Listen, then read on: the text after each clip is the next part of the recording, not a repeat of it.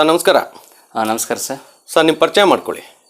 Sir Challakere ರೇಷ್ಮೆ ಉತ್ಪಾದಕರ company Sahara NGOದಲ್ಲಿ ನಡೀತಿದೆ. ನಮ್ಮ ಹೆಸರು ಕೆ ತಿಪ್ಪೇಸ್ವಾಮಿ, ಮಿರಾಸಬೆಳ್ಳಿ ನಿರ್ದೇಶಕರು ಆ್ಯಂಡ್ ಉಪಾಧ್ಯಕ್ಷರಾಗಿ ಕೆಲಸ ಮಾಡ್ತಿದ್ವಿ. ರೇಷ್ಮೆ ಸಂಬಂಧಪಟ್ಟ ತಿರ್ಗಾ ಹುಳುಗಳಿಗೆ ಬರೋ ರೋಗಗಳು ಹಾಗೂ ಔಷಧಿಗಳಿಗಾಗಿ ಪ್ರತಿಯೊಂದನ್ನು ಅಲ್ಲಿ ಸಿಗುವಂತೆ ದೊರೆಯುವಂತೆ ಸರ್ಕಾರದಿಂದ ಮಾನ್ಯತೆ ಪಡೆದು ಅಂಗಡಿ ಓಪನ್ ಮಾಡಿದ್ದೀವಿ ಸರ್. ಸರ್ ಈಗ ಒಬ್ಬ ರೈತರು ಬರ್ತಾರೆ, ನಾನು ರೇಷ್ಮೆ ಬೆಳಿಬೇಕು ಅಂತ ಬರ್ತಾರೆ. ಅವರಿಗೆ ಮಿನಿಮಮ್ ಎಷ್ಟು ಎಕರೆ ಜಮೀನು ಇರಬೇಕು, ಆಮೇಲೆ ಅವರು ಏನೆಲ್ಲ ದಾಖಲೆಗಳನ್ನು ಹೊಂದಿಸ್ಕೊಂಡಿರ್ಬೇಕು, ಯಾರನ್ನು ಹೋಗಿ ಕಾಂಟ್ಯಾಕ್ಟ್ ಮಾಡಬೇಕು, ಹಾಗೆಯೇ ಸರ್ಕಾರದಿಂದ ಬರ್ತಕ್ಕಂಥ ಏನೇನು ಸವಲತ್ತುಗಳಿದ್ದಾವೆ ಅದನ್ನು ಒಂದು ಸ್ವಲ್ಪ ನಮ್ಮ ವೀಕ್ಷಕರಿಗೆ ವಿಸ್ತಾರವಾಗಿ ಒಂದು ಸ್ವಲ್ಪ ವಿವರಿಸಿ ಸರ್. ಸರ್ ಚಳ್ಳಕೆರೆ ತಾಂತ್ರಿಕ ಸೇವಾ ಕೇಂದ್ರದಲ್ಲಿ ಚಳ್ಳಕೆರೆಯಲ್ಲಿ ಆಫೀಸ್ ಇದೆ. ಅಲ್ಲಿ ಡಿ ಮೋಹನ್ ಅಂತ ಈಗ ಉಪನಿರ್ದೇಶಕರಾಗಿ ಕೆಲಸ ಮಾಡ್ತಿದ್ದಾರೆ.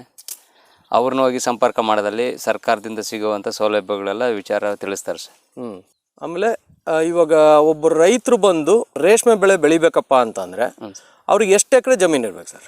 ಸರ್ ಈಗ ಹೊಸ ಕಾನೂನು ಪ್ರಕಾರ 2.5 ಎಕರೆ ಇರ್ಬೇಕು ಸರ್. ಅವರು ರೈತರು ನಾವಿಲ್ಲ 1 ಎಕರೆನೇ ಮಾಡ್ಕೊಂಡು ಬೇರೆದಕ್ಕೆಲ್ಲ ಬೇರೆ ಮಾಡ್ತೀವಿ ಅಂದರೆ ಒಟ್ಟು ಕಾನೂನು ಪ್ರಕಾರವಾಗಿ 2.5 ಎಕರೆ 1 ಎಕರೆ ಇರಲೇಬೇಕು ಸರ್, 1 ಹೆಕ್ಟಾರ್.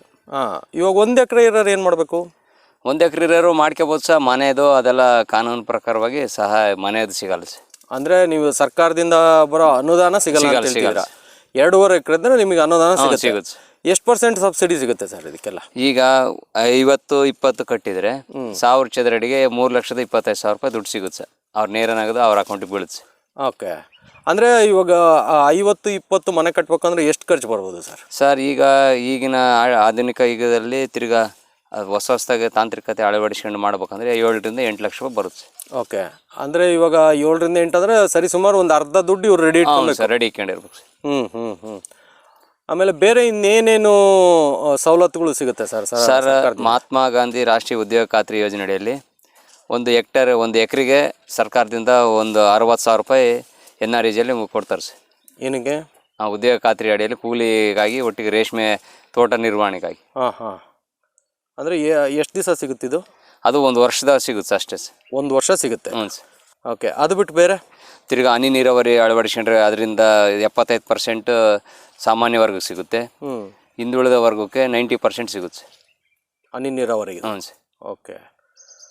ಇದನ್ನು ನಾವು ಎಲ್ಲಿ ಹೋಗಿ ಯಾರನ್ನ ಕಾಂಟ್ಯಾಕ್ಟ್ ಮಾಡಬೇಕು, ಎಲ್ಲಿ ವಿಚಾರ ತಿಳ್ಕೊಬೇಕು ಸರ್? ಸರ್ ಚಳ್ಳಕೆರೆ ತಾಂತ್ರಿಕ ಸೇವಾ ಕೇಂದ್ರ ಅಂತ ಇದೆಯಲ್ಲ, ಅಲ್ಲೋಗಿ ಮೋಹನ್ ಸರ್ ಅಂತ ಇದ್ದಾರೆ. ಅವ್ರನ್ನ ಹೋಗಿ ಸಂಪರ್ಕ ಮಾಡಿದಾಗ ತಿರ್ಗಿ ವಲಯಾಧಿಕಾರಿ ಇರ್ತಾರೆ. ಅದಕ್ಕೆ ಸಂಬಂಧಪಟ್ಟರು ತಳಕು ತಿರ್ಗಾ ಅವ್ರವ್ರ ಕಸಬುಕ್ DT ಬೋರಾ ಅಂತ ಇದ್ದಾರೆ. ಅವ್ರನ್ನ ಸಂಪರ್ಕ ಮಾಡಿದ್ರು ಸಿಗುತ್ತೆ ಸರ್. ಅವ್ರ ಮಾಹಿತಿ ಎಲ್ಲ ಕೊಡ್ತಾರೆ ಸರ್. ಏನೇನು ಮಾಡಬೇಕು, ಎಷ್ಟು ದಾಯ ಇಡಬೇಕು, ಎಷ್ಟು ಯಾವ ಸ್ಟೇಜ್ನಲ್ಲಿ ಬಂದು ನಾವು ಫೋಟೋ ಹೊಡಿತೀವಿ ಅನ್ನೋದೆಲ್ಲ ಹೇಳ್ತಾರೆ ಸರ್. ಸರ್ ಇವಾಗ ಹೊಸಬ್ರು ರೇಷ್ಮೆ ಬೆಳಿಬೇಕು ಅಂದರೆ ಅವ್ರಿಗೆ ಏನಾದರೂ ಟ್ರೈನಿಂಗ್ ಥರ ಏನಾದರೂ ಇರುತ್ತಾ? ಹ್ಞೂ ಸರ್. ಅದಕ್ಕೆ ತೋಳುಹುಣಸೆ, ದಾವಣಗೆರೆ ಜಿಲ್ಲೆ ತೋಳುಹುಣಸೆಯಲ್ಲಿ ಟ್ರೈನಿಂಗ್ ಸೆಂಟರ್ ಐತೆ ಸರ್. ಅಲ್ಲೋಗಿ ಬೇಕಾದ್ರೆ ಅವ್ರಿಗೆ ತರಬೇತಿ ತಗೊಂಡು ಬೇಕಾದ್ರೂ ಬಂದು ಮಾಡ್ಬೋದು. ತರಬೇತಿ ಎಷ್ಟು ದಿವಸ ಸಿಗುತ್ತೆ ಸರ್? ಅಲ್ಲಿ ಈಗ ಬ್ಯಾಚ್ ಆ್ಯಂಡ್ ಬ್ಯಾಚ್ ಇರ್ತದೆ ಸರ್. ಸರ್ಕಾರದಿಂದ ಅನುಮೋದನೆ ಕೊಟ್ಟ ಮೇಲೆ ಅವ್ರು ಹೋಗಿ ಇಂಥ ದಿವಸ ಬರ್ರಿ, ಇಷ್ಟು ದಿವಸ ಇದು ಬರ್ಬೇಕಂತ ಹೇಳ್ತಾರೆ ಸರ್. ಆಸಕ್ತಿ ಇರೋರು ಹೋಗಿ ಅಲ್ಲಿ ತಿಳ್ಕೊಂಬಂದು ಮಾಡಿದ್ರು ಎಲ್ಲ ಎಕ್ಸ್ಪೀರಿಯನ್ಸ್ ಅಲ್ಲಿ ಕಳಿಸ್ತಾರೆ ಸರ್. ಅದಕ್ಕೆ ಆದಂಥ ಟ್ರೈನಿಂಗ್ ಶಾಲೆ ಇದೆಯಲ್ಲ, ಅದರಿಂದ ಮಾಡ್ತಾರೆ ಸರ್. ಅಲ್ಲೇ ಉಳ್ಕೊಳ್ಳೋಕ್ಕೆಲ್ಲ ವ್ಯವಸ್ಥೆ ಐತೆ ಸರ್. ತಿರ್ಗಾ ಮನಗೋಕೆ ವ್ಯವಸ್ಥೆ ಐತೆ, ಊಟನೂ ಕೊಡ್ತಾರೆ. ತರಬೇತಿ ಕೇಂದ್ರಗಳಲ್ಲಿ ಕೊಡ್ತಾರೆ ಸರ್. ಅದಕ್ಕೇನಾದರೂ ಅಮೌಂಟ್ ಫಿಕ್ಸ್ ಮಾಡ್ತಾರಾ? ಏನಿಲ್ಲ ಸರ್. ರೈತರಿಗಾಗಿ ತರಬೇತಿ ಕೇಂದ್ರ ಅಂತಲೇ ಸರ್ಕಾರದಿಂದ ಅಲ್ಲಿ ಅನುಮೋದನೆ ಕೊಟ್ಟು ಜಾಗ ಗೀಗೆಲ್ಲ ರೇಷ್ಮೆ ಕಡ್ಡಿ ತೋಟ ಗೀಟ ಎಲ್ಲ ಐತೆ ಸರ್ ಅಲ್ಲಿ. ಅವ್ರಿಗೆ ಫ್ರೀ ಆಫ್ ಕಾಸ್ಟಲ್ಲಿ ಟ್ರೈನಿಂಗ್ ಕೊಡ್ತಾರೆ ಸರ್. ಓಕೆ. ಬೇರೆ ಇನ್ನು ಯಾವ ಥರ ಅನುಕೂಲ ಆಗುತ್ತೆ ಸರ್? ಈಗ ಇಲಾಖೆ ನಾವು ಸಂಪರ್ಕ ಮಾಡಿದಾಗ ಮನೆಗೆ ಸಿಗುತ್ತೆ. ತಿರ್ಗಾ ಚಾಪೆ ಬೇಕಂದ್ರೆ ನಮಗೆ ನೇತ್ರಿಕೆ ಒತ್ಸಕ್ಕೆ ಸಿಗುತ್ತೆ, ರೋಟ್ರಿ ಸಿಗುತ್ತೆ, ಸ್ಪೇಯರ್, ತಿರ್ಗಾ ಸೋಲಾರ್ ಸಿಗುತ್ತೆ. ಈಗ ತಿರ್ಗಾ ಸುಣ್ಣ ಬರುತ್ತೆ, ಅಸ್ತ್ರ, ರೇಷ್ಮೆಗೆ ಸಿಂಪಡಣೆ ಮಾಡಬೇಕಂತ ಔಷಧ, ತಿರ್ಗಿ ಪೋಷಣ್ ಅಂತ ಬರುತ್ತೆ, ತಿರ್ಗಿ ಲಘು ಪೋಷಕಾಂಶ ಗೊಬ್ಬರಗಳು ಬರುತ್ತೆ. ಟ್ರಂಚಿಂಗ್ ಮಂಚಿಂಗ್ ಮಾಡಿಸಿದ್ರೆ ಅದಕ್ಕೂ ಸರ್ಕಾರದಿಂದ ಸಿಗೋವಂಥ ಸಹಾಯನ ಅವರೆಲ್ಲ ಹೇಳಿ ರೆಫರ್ ಮಾಡ್ತಾರೆ ಸರ್. ಅಲ್ಲಿಗೆ ಹೋದ್ರೆ ನಿಮಗೆ ಸಿಗುತ್ತೆ. ಹ್ಞೂ ಸರ್. ಮೋಹನ್ ಸರ್ ಅಂತ ಅವ್ರು ಎಲ್ಲ ಡೀಟೇಲ್ಸ್ ಕೊಡ್ತಾರೆ ಸರ್. ನಿಮಗೆ ಇದು ವರ್ಷ ಪೂರ್ತಿ ಇರುತ್ತಾ ಅಥವಾ ಇಂಥದೇ ಟೈಮಲ್ಲಿ ಹೋಗಿ ತೊಗೊಂಬರ್ಬೇಕು? ಇಲ್ಲ ಸರ್. ಅದು ಈಗ NREG ಸೇರಿಸ್ಬೇಕಂದ್ರೆ ಮಾರ್ಚ್ ಒಳಗಡೆ ಅವ್ರು ಪ್ಲಾನ್ ಮಾಡಿ ಅಪ್ರೂವಲ್ ಮಾಡಕ್ಕೆ ಕಳಿಸ್ತಾರೆ ಸರ್ ಜೆಕ್ಬಿಗೆ. ಆ ಟೈಮ್ನಲ್ಲಿ ನಮ್ಮ ಪಾಣಿ ನಮ್ಮ ಹೆಸರು, ಆಧಾರ್ ಕಾರ್ಡ್ ಕೊಟ್ಟು ಬಂದರೆ ಅವರು ಹೆಸರು ನಮೂದಿಸಿ 1 ತಿಂಗಳು ಅಲ್ಲಿದ್ದು ಅಪ್ರೂವಲ್ ಬಂದಮೇಲೆ ನಮ್ಮ NREGಯಲ್ಲಿ ಕೆಲಸ ಸ್ಟಾರ್ಟ್ ಮಾಡ್ಕೋಬೋದು. ಒಟ್ಟು ಅದಕ್ಕೂ ಟೈಮಿಂಗ್ಸ್ ಇದೆ. ಹ್ಞೂ ಸರ್, ಯಾಕಂದರೆ ಟೈಮಿಂಗ್ ಈಗ ಅವ್ರಿಗೂ ಅಪ್ರೂವಲ್ ಕಳಿಸ್ಬೇಕು, ಅದು ಇಷ್ಟೇ ದಿನ ಅಂತ ನಿಗದಿ ಇರ್ತಾರೆ ಸರ್. ಅಷ್ಟರೊಳಗೆ ಅಪ್ರೂವಲ್ ಆಗಿ ಬಂದಾಗ ಯಾವಾಗ ಬೇಕಾದ್ರೆ 3 ವರ್ಷದ ಟೈಮ್ ಇರುತ್ತೆ ಸರ್. ಅಷ್ಟರೊಳಗೆ ಯಾವಾಗ ಬೇಕಾದ್ರೆ NREG ಒಳಗೆ ಮಾಡ್ಕೋಬೋದು. ಇದು ರೂಮ್ ಕಟ್ಸೋಕ್ಕೆ ಸರ್? ರೂಮ್ ಕಟ್ಸೋಕ್ಕೆ ಸೆಂಟ್ರಲಿಂದ 2 ಲಕ್ಷ ಬರುತ್ತೆ, ರಾಜ್ಯ ಸರ್ಕಾರದಿಂದ 1.25 ಲಕ್ಷ ಬರುತ್ತೆ ಸರ್. ಅದು ಫಂಡ್ಸ್ ರಿಲೀಸ್ ಆದಾಗ ಎಲ್ಲ ಗೌರ್ಮೆಂಟ್ನವ್ರು ಬಂದು ಸ್ಟೆಪ್ ಫಸ್ಟಿಗೆ ಬೇಸ್ಮೆಂಟ್ದೊಂದು ಫೋಟೋ ಹೊಡಿತಾರೆ, ತಿರ್ಗಿ ಗೋಡೆದೊಂದು, ತಿರ್ಗಿ ಟಾಪ್ನೊಂದು ಹೊಡೆದ್ಮೇಲೆ ಅವ್ರು ಸರ್ಕಾರದಿಂದ ಬಂದು ಜಂಟಿ ನಿರ್ದೇಶಕರು ಬಂದು ಎಲ್ಲ ಚೆಕ್ ಮಾಡ್ಕೊಂಡು ಹೋದ್ಮೇಲೆ ನೇರವಾಗಿ ಅಕೌಂಟ್ನಾಗ ಇದು ಬ್ಯಾಂಕಿಗೆ ಹಾಕ್ತಾರೆ ಸರ್. ಅಂದರೆ ಹಂತವಾಗಿ ಅಮೌಂಟ್ ರಿಲೀಸ್ ಮಾಡಲ್ಲ ಸರ್, ಒಂದೇ ಸರಿ ಮಾಡ್ತಾರೆ ರಿಲೀಸೇನ. ಅವ್ರಿಗೆ ಏನಂದ್ರೆ ಫೋಟೋ ಅಪ್ಲೋಡ್ ಆಗ್ತಿರ್ಬೇಕಲ್ಲ ಸರ್, ಅಲ್ಲಿ ಮನೆ ಕಟ್ತಿದಾರೆ ಇಲ್ಲ ಅನ್ನೋದು ನೋಡಿ ಅದನ್ನ ಒಂದೇ ಸರಿ ಡೈರೆಕ್ಟ್ ಅಕೌಂಟ್ಗೆ ಹಾಕ್ತಾರೆ ಸರ್. ಅಂದ್ರೆ ಫಸ್ಟಿಗೆ ಹಾಕ್ತಾರ ಲಾಸ್ಟಿಗೆ ಹಾಕ್ತಾರ? ಲಾಸ್ಟಿಗೆ ಸರ್, ಎಲ್ಲ ಕ್ಲಿಯರ್ ಆದ್ಮೇಲೆ. ಅಂದ್ರೆ ಫಸ್ಟಿಗೆ ಕಟ್ಟಿಸ್ಬೇಕಾದ್ರೆ ನಮ್ಮ ದುಡ್ಡಿಂದಲೇ ಎಲ್ಲ ರೆಡಿ ಮಾಡ್ಕೋಬೇಕು ಸರ್. ಅದೆಲ್ಲ ಆದ್ಮೇಲೆ ಎಲ್ಲ ಕರೆಕ್ಟಾಗಿ ಕಟ್ಟಿದ್ದಾರೆ ಅಂತ ಖಾತ್ರಿ ಆದ್ಮೇಲೆ ದುಡ್ಡು ಒಂದೇ ಸರಿ ರಿಲೀಸ್ ಮಾಡ್ತಾರೆ ಸರ್. ಇದು ಒಂದೇ ಸೈಜ್ ಅಥವಾ ದೊಡ್ಡ ಪ್ರಮಾಣದಲ್ಲಿ ಮಾಡಬೇಕು ಅಂತಂದ್ರೆ ಅದಕ್ಕೆ ದೊಡ್ಡ ಸೈಜ್ ನಾವು ರೂಮ್ ಕಟ್ಟಿಸ್ಬೋದು? ಇಲ್ಲ ಸರ್, ಈಗ 50-20 ಬಿಟ್ಟ ಮೇಲೆ ತಿರ್ಗಿ ಅದಕ್ಕಿಂತ ಎಕ್ಸ್ಟ್ರಾ ಏನಿಲ್ಲ ಸರ್. ಅದಕ್ಕಿಂತ ಕಮ್ಮಿಗೆ 2,60,000 ರೂಪಾಯಿ ಐತೆ. 2,60,000 ಕಡಿಮೆ? ಅದು ಕಡಿಮೆ. ಏನ್ ಸೈಜ್ ಅದು? 27-20 ಮಾಡಿದ್ರೆ 2 ಲಕ್ಷ ಚಿಲ್ಲರೆ ಬರುತ್ತೆ. ಓಕೆ, ಅದಕ್ಕಿಂತ ದೊಡ್ಡದು ಅಂದ್ರೆ ಸಿಗಲ್ಲ ಸರ್. ಇವಾಗ ಮಿನಿಮಮ್ ಇಷ್ಟಿರುತ್ತೆ, 1 ಹೆಕ್ಟರ್ ಜಾಗ ಇದ್ರೆ ಅವರು ಶುರು ಮಾಡ್ಬೋದು. ಓಕೆ ಸರ್, ಇವಾಗ ರೈತರು ಹೊಸ್ದಾಗಿ ಬರ್ತಾರಲ್ಲ, ಸ್ಟೆಪ್ ಬೈ ಸ್ಟೆಪ್ ಅವರು ಫಸ್ಟ್ ಇಂದ ಏನೇನು ಕೆಲಸ ಮಾಡ್ಬೇಕು ಹೇಳಿ ಸರ್. ಸರ್, ಫಸ್ಟು ತೋಟ ಹೊಲ ಎಲ್ಲ ಕ್ಲೀನಾಗಿ 4 ದಿಕ್ಕಿನಲ್ಲೂ ಬೇಸಾಯ ಮಾಡಿಬಿಟ್ಟು ಹನಿ ನೀರಾವರಿ ಫಸ್ಟ್ ಎಲ್ಲ ಡ್ರಿಪ್ ಎಳೆದ್ಬಿಟ್ಟು ಒಟ್ಟಿಗೆ ಇಲಾಖೆಗೆ ತಿಳಿಸ್ಬಂದು ಮಾಡ್ಕೋಬೋದು. ಅದೇನು ಬರುತ್ತೆ ಅನುದಾನ, ಎಲ್ಲಿಗೆ ಹೋಗೋದಿಲ್ಲ. ಫಸ್ಟ್ ಏನು ಮಾಡ್ಬೇಕು, ನರ್ಸರಿ ಆದ್ರೂ ಮಾಡ್ಕೋಬಹುದು. ಇಲ್ಲಿಂದ ರೇಷ್ಮೆಯಲ್ಲಿ ಒಳ್ಳೆ ಬಲ್ತಂತ ಕಡ್ಡಿಗಳನ್ನು ತಗೊಂಡೋಗಿ ಭೂಮಿ ಸಿಕ್ಸಿದ್ರೆ ಅದು 5 ತಿಂಗಳಿಗೆ ಅವ್ರ ತೋಟ ರೆಡಿ ಆಗುತ್ತೆ, ಅವ್ರ ಕಟಿಂಗ್ ಬರುತ್ತೆ. ತಿರ್ಗಿ ಅದರಲ್ಲಿ ಬರೋ ಕಳೆ ಗಿಳೆ ಎಲ್ಲ ಕ್ಲೀನ್ ಮಾಡ್ಕೋಬಹುದು. ಹನಿ ನೀರಾವರಿಯಿಂದ ಮಾಡಿದ್ರೆ ಅನುಕೂಲ ಸರ್, ಯಾಕಂದ್ರೆ ಈಗಿನ ಕೂಲಿ ಪಾಲಿ ಖರ್ಚು ಜಾಸ್ತಿ ಇರೋದ್ರಿಂದ ಒಳ್ಳೆ ನರ್ಸರಿನೂ ಒಳ್ಳೇದು ಆಯ್ಕೆ ಮಾಡ್ಕೊಂಬಂದು ನರ್ಸರಿ ಹಾಕಿದ್ರೆ ಒಳ್ಳೆ 3 ತಿಂಗಳಿಗೆ ತೋಟ ಬರುತ್ತೆ. 3 ತಿಂಗಳಿಗೆ ತೋಟ ರೆಡಿ ಆಗುತ್ತೆ. ಇದೆಲ್ಲ ರೆಡಿ ಆಗೋದ್ರಲ್ಲಿ ರೂಮು ಮನೆ ನಿರ್ಮಾಣ ಮಾಡಿ ಅದನ್ನೆಲ್ಲ ನಾವು ರೆಡಿ ಮಾಡ್ಕೊಬೇಕು. ಅದು ರೆಡಿ ಮಾಡ್ಕೊಳ್ಳೋ ಅಷ್ಟೇ ಸರ್ಕಾರದಿಂದ ಇನ್ನು ಹುಳ ಎಲ್ಲ ತಗೊಂಬಂದು ನೆಕ್ಸ್ಟ್ ಸ್ಟಾರ್ಟ್ ಮಾಡ್ಬೋದು. ವೆರಿ ಫಸ್ಟ್ ಅಲ್ಲಿ ಅಪ್ರೋಚ್ ಆಗೋಕ್ಕೂ ಮುಂಚೆ ನಾವಿಲ್ಲಿ ಗಿಡನೆಲ್ಲ ರೆಡಿ ಮಾಡ್ಕೊಂಡ್ಬಿಡ್ಬೇಕು, ಸಸಿನೆಲ್ಲ ಬೆಳೆಸ್ಕೊಂಡು. ಸ್ಟಾರ್ಟಿಂಗ್ ಅದು 5 ತಿಂಗಳ ಟೈಮ್ ತಗೊಳುತ್ತೆ. ಫಸ್ಟ್ 1 ಕೊಂಬೆ ಬರುತ್ತೆ, ಅದು ಕಟ್ ಮಾಡ್ದಂಗೆ 2 ಬರುತ್ತೆ. 1 ಕಂಬೆಯಿಂದ 32-42 ಕೊನೆ ತಗೋಬಹುದು.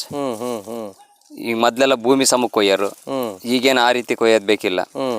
3 ಅಡಿ ಹೈಟ್ ಮಾಡ್ಕೊಂಡ್ಬಿಟ್ಟು ಒಂದೇ ಸಿಂಗಲ್ ಸ್ಟೆಮ್ ತಂದ್ಬಿಟ್ರೆ ಸೊಪ್ಪು ಉತ್ಕೃಷ್ಟವಾಗಿರುತ್ತೆ. ಸೊಪ್ಪಿಗೂ ಗಾಳಿನೂ ಚೆನ್ನಾಗಿ, ಗಾಳಿ ಬೆಳಕು ಚೆನ್ನಾಗಿ ಬಿದ್ದಷ್ಟು ತೋಟ ಚೆನ್ನಾಗಿರುತ್ತೆ.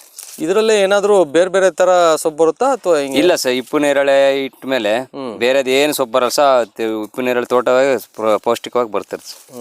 ರೇಷ್ಮೆ ಹುಳು ಮಾತ್ರ ಇಪ್ಪು ನೇರಳೆ ಸೊಪ್ಪು ಬಿಟ್ರೆ ಬೇರೆ ಇದನ್ನೇನು ಟಚ್ಚೇ ಮಾಡಲ್ಲ, ಅದು ತಿನ್ನೋದಿಲ್ಲ ಸರ್. ಯಾವ ರೇಷ್ಮೆ ಹುಳು ಸರ್?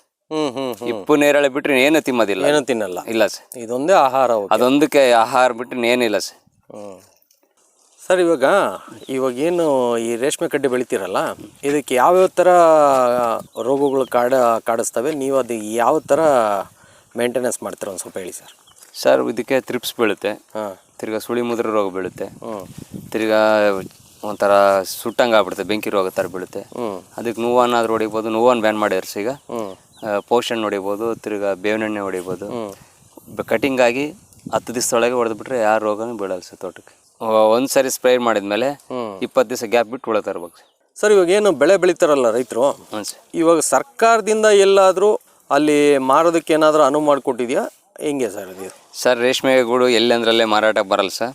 ಮಧ್ಯವರ್ತಿಗಳಿಗೆ ಕೊಡ್ಬೋದು, ಆದರೆ ರೇಟ್ ಸಿಗೋದಿಲ್ಲ. ನಾವು ರಾಮನಗರದಲ್ಲಿ ಹೋದ್ರೆ ಜಾಲರಲ್ಲಿ ಹಾಕ್ಬಿಟ್ಟು ಕ್ಲೀನಾಗಿ ಅಲ್ಡಿದಾಗ ಗೂಡು ಒಳ್ಳೆ ಕ್ವಾಲಿಟಿ ಇತ್ತಂದರೆ ಈ ಟೆಂಡರ್ ಬರ್ಸ. ಅದೇನು ಈಗ ಕೂಗೋದಿಲ್ಲ ಏನಿಲ್ಲ. ನಮ್ಮ ನಂಬರ್ ನೋಡ್ಕೊಂಡ್ಬಿಟ್ರೆ ಸ್ಕ್ರೀನ್ ಮೇಲೆ ಬರ್ತಾ ಇರುತ್ತೆ ಎಷ್ಟನೇ ನಂಬರು, ಇದು ಎಷ್ಟು ಹೊಡ್ತೈತೆ ಅಂತ. 10 ಗಂಟೆ ಚಾಲು ಆಗಿದ್ದು 10:15 ಕ್ಲೋಸ್ ಆಗುತ್ತೆ ಸರ್. ಅಕಸ್ಮಾತ್ 500 ಆಯ್ತು ಅಂದ್ರೆ ನಮ್ಗೆ ಇನ್ನೂ 20-30 ಹೋಗ್ಬೋದು ಅಂತಿದ್ದಾಗ ಕ್ಯಾನ್ಸಲ್ ಮಾಡಿದರೆ ತಿರ್ಗಿ ಅರ್ಧ ಗಂಟೆ ಬಿಟ್ಟು ತಿರ್ಗಿ ಚಾಲು ಮಾಡ್ತಾರೆ ಸರ್. ಆದ್ದರಿಂದ ಗೋರ್ಮೆಂಟ್ ಏನೇ ಮಾಡಿದ್ರು, ಗೋರ್ಮೆಂಟ್ ಮಾರ್ಕೆಟ್ನಲ್ಲಿ ಮಾಡಿದರೆ ನಮ್ಗೆ ಒಳ್ಳೆ ದುಡ್ಡು ಸಿಗುತ್ತೆ. ತಿರ್ಗಾ ಈಗ ಸರ್ಕಾರದಿಂದ ಮಾರ್ಕೊಂಬಂದಾಗ 1 kg 50 ರೂಪಾಯಿ ಹಂಗೆ ಅಕಸ್ಮಾತ್ ರೇಟ್ ಕುಸ್ತಂತ ಟೈಮ್ನಲ್ಲಿ ಅಮೌಂಟು ಕೊಡ್ತಾರೆ ಸರ್. ತಿರ್ಗಿ 100 ಮಟ್ಟಿಗೆ ರೇಷ್ಮೆ ಬೆಳೆದಂಥ ರೈತರು ಸ್ಲಿಪ್ಗಳಿಗೆ ಬೇಕು ಸರ್. ಮೇನ್ ಏನು ಸರ್ಕಾರ ಮಾರ್ಕೆಟ್ನಲ್ಲೇ ಮಾರ್ಬೇಕಂದ್ರೆ 100 ಮಟ್ಟಿಗೆ 1000 ರೂಪಾಯಿ ಗೌರ್ಮೆಂಟ್ನಿಂದ ಕೊಡುತ್ತೆ. ಅದು ಒಂದು ಅನುಕೂಲ ಆಗುತ್ತೆ ಸರ್ ರೈತರಿಗೆ.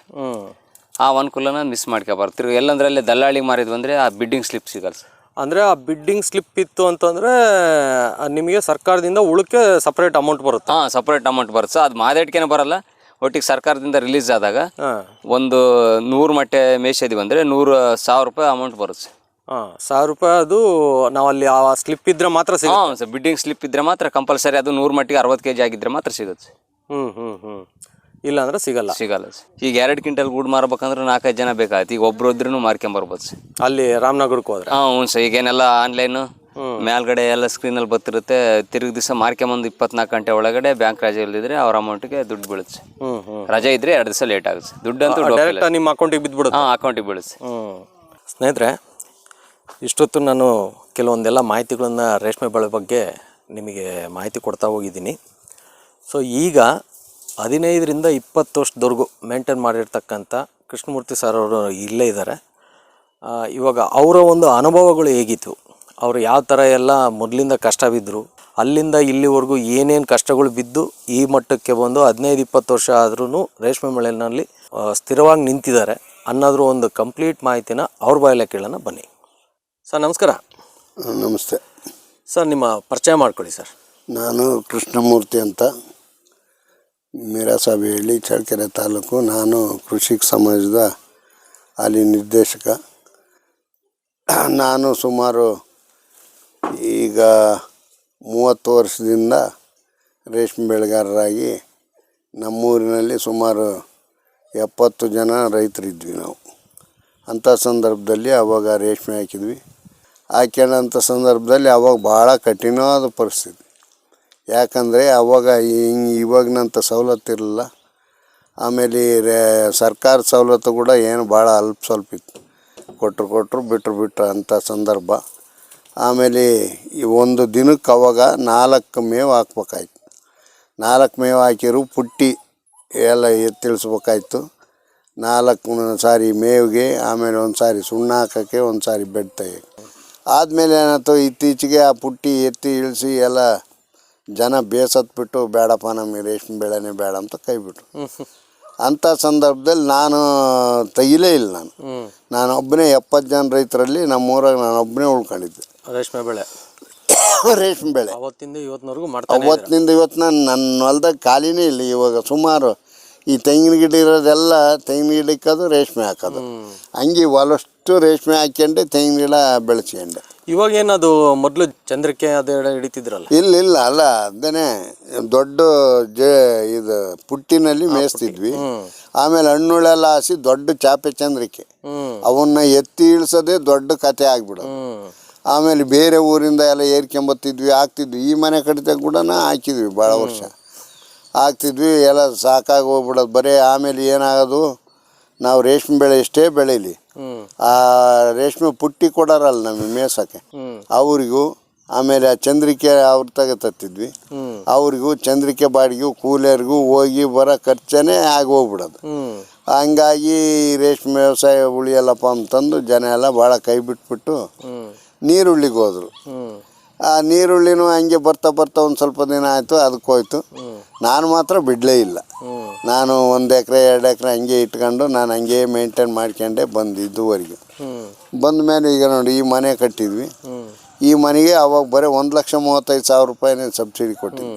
ಈ ಮನೆ ಕಟ್ಟಿ ಸುಮಾರು ಇಲ್ಲಿಗೆ 6-7 ವರ್ಷ ನಮ್ಮದು ಒಂದು ಬೆಳೆನೂ ನಮ್ಮ ಪೂರ್ಣ ಎಂದೂ ಲಾಸೇ ಇಲ್ಲ. ಅಷ್ಟೇ ಚೆನ್ನಾಗಿ ಬಂತು. ಆಮೇಲೆ ಪ್ಲಾಟ್ಗಳು ನಾವು ನೋಡಿ, ಈ ಪ್ಲಾಟ್ ಐತಲ್ಲ, ಇದು ಸುಮಾರು 14 ವರ್ಷ ಆಗಿತ್ತು. ನಾವು 14 ವರ್ಷ ಹಿಂಗೆ ಮೇಂಟೈನ್ ಮಾಡ್ಕೊಂಬ. 14 ವರ್ಷ ಬೇರೆ ಯಾರೂ ಬೆಳೆಯೋಕ್ಕಾಗಿಲ್ಲ. ಹಿಂಗೆ ಮಾಡಿ ನಾನು ಒಬ್ಬನೇ ಇದ್ದರೂ ಸಮೇತ ನನಗೆ ಲೇಬರ್ ಬರೋರು ನಮ್ಮ ಮನೆಯವ್ರ ಸಹಕಾರದಿಂದ ಚೆನ್ನಾಗಿ ರೇಷ್ಮೆ ಬೆಳೆಗೆ ನಾನು ಇವತ್ತಿನವರೆಗೂ ಜೀವನ ನಡೆಸ್ಕೊಂಡೆ ಬಂದ್ಬಿಟ್ಟು. ಕಷ್ಟಪಟ್ಟರೆ ರೇಷ್ಮೆ ಬೆಳೆ ಒಳ್ಳೇದೈತೆ. ಇವಾಗ ಮೊದ್ಲಿಗೂ ಇವಾಗೂ ರೇಷ್ಮೆ ಬೆಳೆಗೂ ಏನು ಡಿಫ್ರೆನ್ಸ್ ಇದೆ ಸರ್? ಮೊದ್ಲಿಗೆ ಇವಾಗ ರೇಷ್ಮೆ ಬೆಳೆಗೆ ಏನು ಡಿಫ್ರೆನ್ಸ್ ಐತಂದ್ರೆ, ಮೊದಲು ರೇಟು ಇರಲಿಲ್ಲ. ಒಂದು ಇಳುವರಿನೂ ಬರ್ತಿರ್ಲಿಲ್ಲ. ಮೊದಲು ಸುಮಾರು 100 ಮೊಟ್ಟೆ ಇಟ್ಟರೆ ಒಂದು 30 kg 40 kg ಬೆಳೆಯೋತಿ ಸುಸ್ತು. ಈಗ 100 ಮೊಟ್ಟೆ 100 kgನೇ ಬೆಳೀತೆ. ಇನ್ನೊಂದು ಸ್ವಲ್ಪ ಜಾಸ್ತಿನೂ ಬರುತ್ತೆ. ಆಮೇಲೆ ಇತ್ತೀಚಿನ ದರ ನೋಡಿದರೆ, ಆಮೇಲೆ ಈ ಸುಮಾರು 700-800ವರೆಗೂ ಮಾರಿದ್ವಿ. ಹಂಗಿದ್ದಾಗ ಒಂದು ಸ್ವಲ್ಪ ಅನುಕೂಲ ಅಲ್ಲ ಅಮ್ಮಂಗೆ ಆಯಿತು ರೇಷ್ಮೆ ಬೆಳೆ. ಓಕೆ, ಇವಾಗ ನೀವು ತಿಂಗಳಿಗೆ ಎಷ್ಟು kg ಬೆಳಿತಿದ್ದೀರಾ? ತಿಂಗಳಿಗೆ ನಾವು ಅದ್ರ ಬೆಳೆ ತಿಂಗಳ 150 kg 200 kg 170 kg ಪ್ರತಿ ತಿಂಗಳು ಪ್ರತಿ ತಿಂಗಳು ನಮ್ದು ಬ್ಯಾಚ್ ಇರುತ್ತೆ. ಒಂದು ತಿಂಗಳು ಗ್ಯಾಪ್ ಇರಲ್ಲ. ಒಂದು ತಿಂಗಳು ನಾವು ಗ್ಯಾಪ್ ಇರಲ್ಲ. ಇವಾಗ ಈ ಬ್ಯಾಚ್ ಆದ ತಕ್ಷಣ ಒಂದು 15 ದಿವಸ ಬಿಟ್ಟು 15 ದಿವಸ ಅಲ್ಲಿ ಚಾಕಿ ಮಾಡಿಸಿರ್ತೀವಿ ಅಲ್ಲಿ.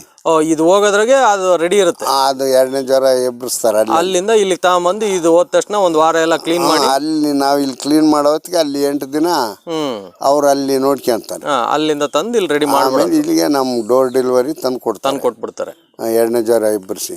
ಒಟ್ಟು ಇವಾಗ ಹೊಸ್ದಾಗಿ ಮಾಡೋ ರೈತರಿಗೆ ನಿಮ್ಮ ಒಂದು ಸಲಹೆ ಹೊಸ್ತ ಮಾಡೋ ರೈತರಿಗಂದ್ರೆ ಸುಮಾರು ಬರಿಗೈಯಾಗ ಮಾಡೋಕ್ಕೇನು ಆಗೋದಿಲ್ಲ. ಸುಮಾರು ಒಂದು 10 ಲಕ್ಷ ರೂಪಾಯಿ ಬಂಡವಾಳ ಬೇಕೇ ಬೇಕು. ಯಾಕಂದರೆ ಮೊದಲು ಪ್ಲಾಟ್ ಮಾಡ್ಬೇಕು. ಆ ಪ್ಲಾಟು ಇವಾಗ ಸುಮ್ಮನೆ ಎಲ್ಲರಂಗೆ ನೀರು ಕಟ್ಟೋಕ್ಕಾಗಲ್ಲ. ಆ ಪ್ಲಾಟ್ಗೆ ಕಡ್ಡಿ ಹಾಕ್ಬೇಕು, ಡ್ರಿಪ್ ಮಾಡಬೇಕು, ಅದನ್ನ ಮೇಂಟೈನ್ ಮಾಡಬೇಕು.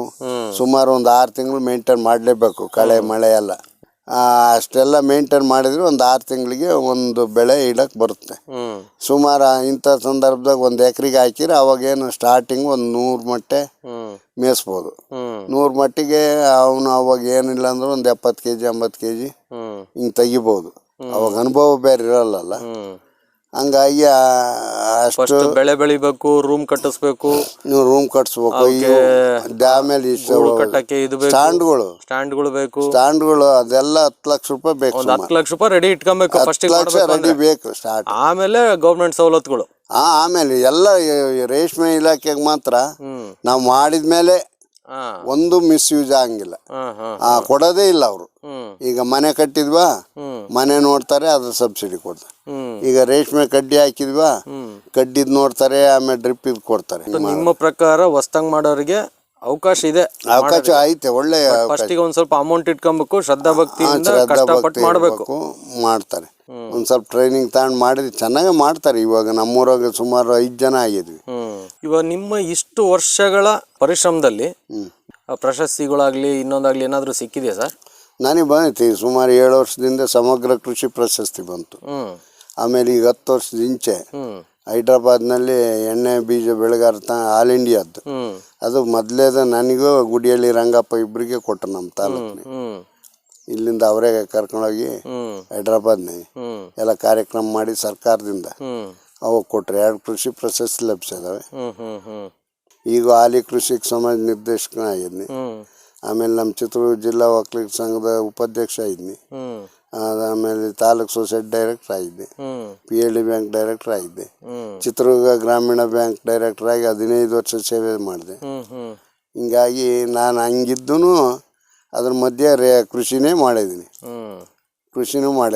ಆಮೇಲೆ ಈ ತೋಟ ಎಲ್ಲನ ನನ್ನ ಪರಿಶ್ರಮದಿಂದನೇ ಇದನ್ನ ರೇಷ್ಮೆಗೆ ಸೆಂಟ್ರ್ನಾಗಿಟ್ಟು ಅಂತರ ಬೆಳೆ ಬೆಳ್ಕೊಂಡೆ ತೆಂಗು ಮಾಡಿದೆ. ಆಮೇಲೆ ಈಗ ಮೊನ್ನೆ ಅಡಿಕೆ ಗಿಡದಾಗೂ ಸಮೇತ ಬೆಳೆದ್ವಿ. ಈಗ ಅಡಿಕೆ ಗಿಡ ದೊಡ್ಡವಾದಂಥ ಒಂದು ಬ್ಯಾಚ್ ತೆಗೆದ್ವಿ. ಹಿಂಗೆ ಮಾಡ್ಕೊಂಡು ಬಂದಿದ್ದೀವಪ್ಪ. ಆಯ್ತು ಸರ್, ಧನ್ಯವಾದಗಳು ಸರ್. ಧನ್ಯವಾದ.